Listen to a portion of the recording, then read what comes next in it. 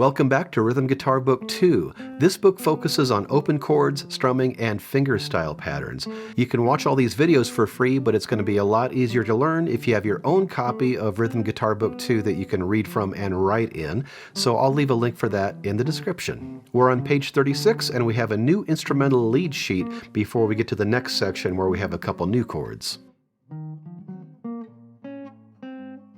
On page 36, we have number R51. This is in 4/4 time, and it's marked Allegro. This is an instrumental, you can see, because there are no vocal parts. There's no lyrics. Allegro means fast, so we're going to be playing this at 125, chord equals 125, for the faster playthrough, and my slower playthrough is going to be quarter equals 100. You always want to make sure you look for repeats or any other special markings. In this case, there are no repeats, but there is a fermata in the last line, and we'll talk about that when we get to it. This one is in 4/4 time, and we have several patterns we could use in 4/4 time now. I'm going to play a fingerstyle. I'm going to use the PIMA pattern from page 9, our simple thumb 1, 2, 3 pattern. But I'm not going to play that pattern all the way through. I'm going to switch it up when we get to the third line.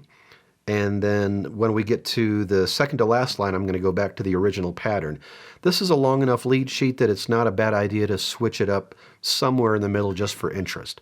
Let's go through the first line with the pattern, PIMA, and I'm going to use alternating bass here, so D minor, and your alternating bass on the next measure.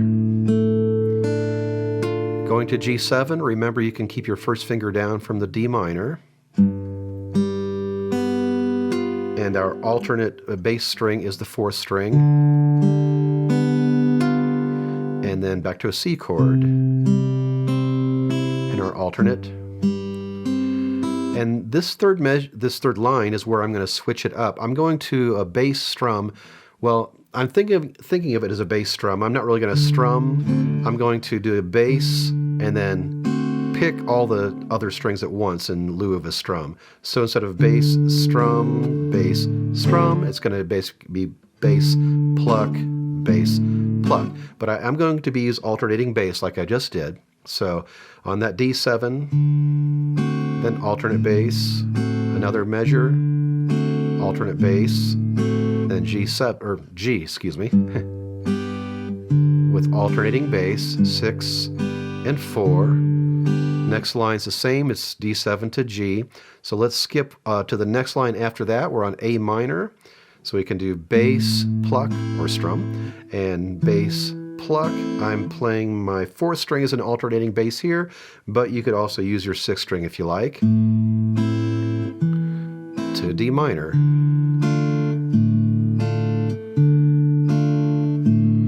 Then G7 with alternating bass, and C with alternating bass. Now we're in the second to last line. I'm going to go back to the PIMA pattern, PIMA, with alternating bass. Now we can't alternate bass within the same measure, but we can alternate bass on the second measure of each chord. So the C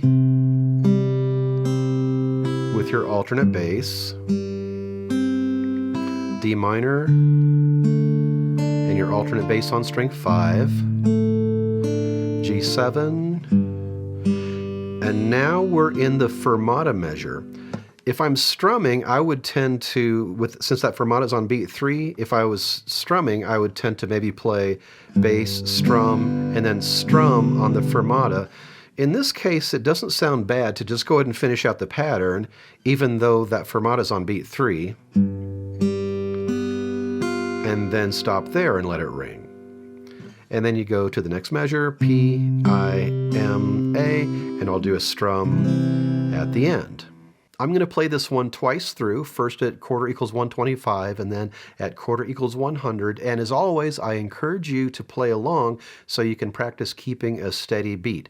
Now when we get to that fermata at the end, I'm going to go ahead and count through the fermata and cue us back in so we can all come in together. And just because I'm playing fingerstyle doesn't mean you have to.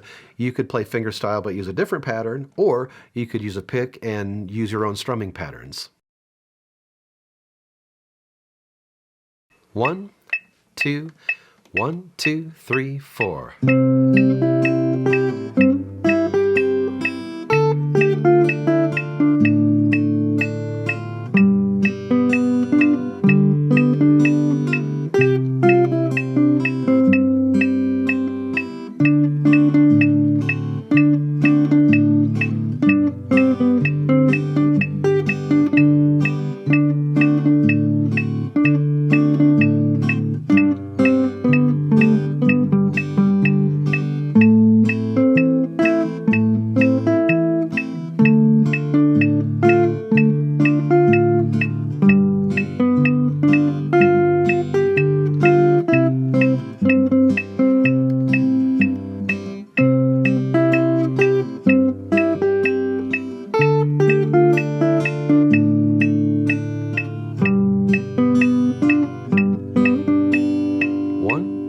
Ready, play.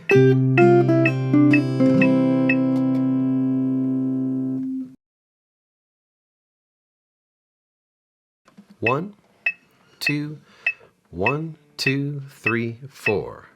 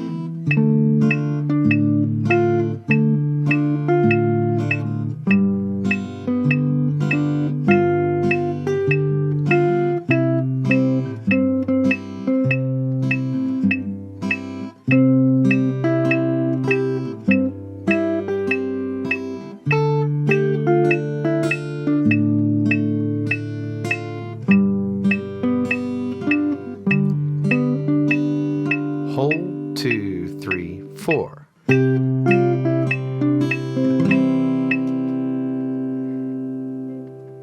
Your assignment is to practice the lead sheet on page 36. You can use the comping patterns I played, or you can choose your own. As always, work on keeping a steady tempo by playing along with the video or playing to a metronome so you can set your own tempo.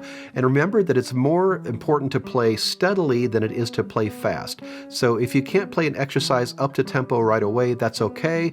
Choose a slower speed and then gradually work it up. Practice this lead sheet until you're comfortable with it, a week, maybe more, maybe less, and when you're ready, I'll see you on page 37. We have 2 new chords, the D and the A7 chords, and 4 new comping patterns.